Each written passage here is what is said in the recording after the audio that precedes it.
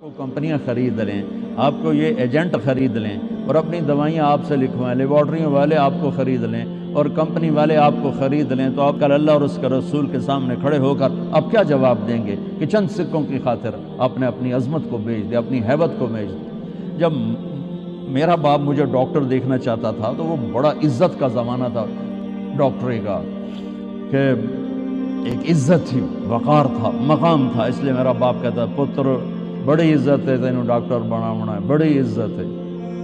بڑی عزت ہے تینوں ڈاکٹر بناونا۔ اچھا، وہ دیہاتی آدمی تھے، اور جب میں نے 3 دن کے لیے گیا، یہ گورنمنٹ کالج لاہور پڑھتا تھا، سینٹرل ماڈل سے میٹرک کیا، گورنمنٹ کالج یہ ہمارا جو رابطہ اب تو یونیورسٹی بن گیا، تو 3 دن کے لیے میرا ایک دوست مجھے ایسے کھینچ کے لے گیا، وہاں سے اللہ نے میرے 4 مہینے کروا دیے۔ 4 مہینے کے آخر میں ایک نوجوان نے کہا تو ڈاکٹر بن کے کیا کرے گا، تو عالم بن جائے، تو اللہ نے اس کی بات میرے دل میں ڈال دی، میں اس طرف چل پڑا۔ جب میں نے گھر آ کے بتایا تو میرے باپ، اچھا اس دور میں ڈاکٹر ایک قداور شخصیت تھی اور مولوی ایک پست ترین یہ کیفیت تھی، اور ہمارے دیہاتی ماحول میں مولوی کمی ہوتا تھا، کمی، جیسے لوہار، کمہار، دھوبی، ایسے مولوی کا سٹیٹس کمی کا تھا۔ تو میرا باپ کہے تو کمی بڑوں ہیں، تو میری نک وڈھاؤں ہیں، تو کروں کی ہیں، تو میں نے کسے پاسے ران دیونا ہے، جیون دیونا ہے کہ نہیں جیون دیونا؟ سارے علاقے دے ذمہ دار جو ہیں میں لانتا کریں دیں کہ تیرا پوتر تو مولوی بندا پیا دا بن سی کی۔ تو 23 نومبر 1972 صبح 8-9 بجے کا ٹائم تھا، میرے باپ گھر میں آئے، وہ ذمہ داروں والی چادر پہنی ہوئی بڑی اور چولا کھلا، پگڑی کھول کے یہاں رکھی ہوئی، مجھے دیکھتے ایک دم غصے میں آ، یہ تو مولوی بننا ہے تو میرے گھر ہی چو نکل جائے، زور سے، یہ تو مولوی بننا ہے تو میرے گھر ہی چو نکل جائے۔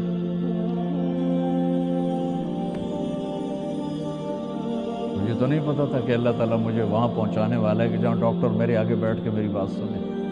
مجھے تو اس وقت پتا نہیں تھا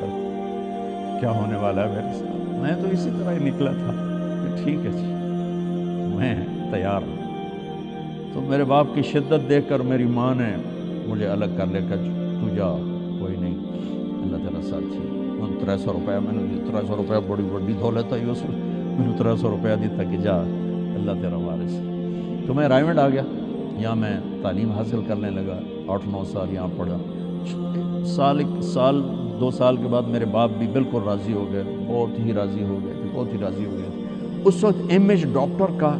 ایک بہت باعزت تھا، میں ہاتھ جوڑ کے رو کے کہتا ہوں کہ اب ڈاکٹر ایک کاروباری نظر آتا ہے، وہ بھی پیسے کے پیچھے ایسے ہی بھاگ رہا ہے جیسے مال روڈ کا تاجر بھاگ رہا ہے، جیسے لبرٹی مارکیٹ کا تاجر پیسے کے پیچھے بھاگ رہا ہے، وہ بھی ایسے ہی بھاگ رہا ہے۔ کوئی جائز کمائی، جائز محنت کا صلہ لینا کوئی منع تھوڑا ہے، وہ آپ کے رزق حلال ہے۔ میں کینیڈا میں گیا ہوا تھا، میرے یہ سر درد بہت شدید ہوتا ہے، تو وہاں وہ بوٹاکس نیا طریقہ اور ٹیکے لگاتے ہیں، کچھ دن گزر جاتے ہیں،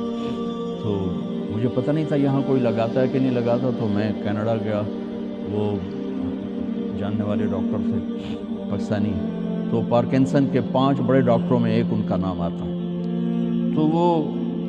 ان کے کلینک میں بیٹھا ہوا تھا اور بات چلتے چلتے تو یہ ایسی ایک پینسل پڑی ہوئی تھی ان کے ٹیبل پر،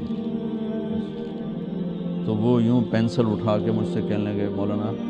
یہ ایک پینسل میں کسی کمپنی کے ایجنٹ سے لے لوں تو میں بلیک لسٹ ہو جاؤں گا، ایک پینسل میں کسی کمپنی کے ایجنٹ سے لے لوں تو میں بلیک لسٹ ہو جاؤں گا، میں کلینک نہیں کر سکتا اس کے بعد۔ آپ ڈاکٹر بنے، تاجر نہ بنے، ڈاکٹر بنے، آپ مسیحا بنے، اللہ کی قسم مریضوں کی دعائیں آپ کی نسلوں کو نہاد کر دیں گی۔ اگر آپ صرف تاجر بن گئے تو ٹھیک ہے 4 پیسے تسی وٹ لینے دیں، لیکن پتہ نہیں آگے نسلوں کا کیا ہوگا۔ اور اگر آپ مسیحا بنے، ڈاکٹر بنے، مریضوں کی دعائیں لیں، پشتیں آپ کی اس کو بیٹھ کے کھائیں کہ دکھی کی دعا اللہ کے عرش کو ہلا دیتی اور درد مند کی دعا فرشتوں کو رلا دیتی۔ اب وہ ہستیاں ہیں جو درد مندوں کی دعائیں روزانہ لے سکتے اور صرف آج کا دن نہیں گزار سکتے، آپ اپنی نسلوں کو خوبصورت فیوچر دے کے جا سکتے کہ دعاؤں کی طاقت موت کے بعد بھی چلتی رہتی۔ میں آپ کا زیادہ وقت لے چکا ہوں، معافی چاہتا ہوں، تو اگر کوئی بات میری بری لگی ہو تو آپ مجھے اللہ کے واسطے معاف فرما دیں۔ السلام علیکم۔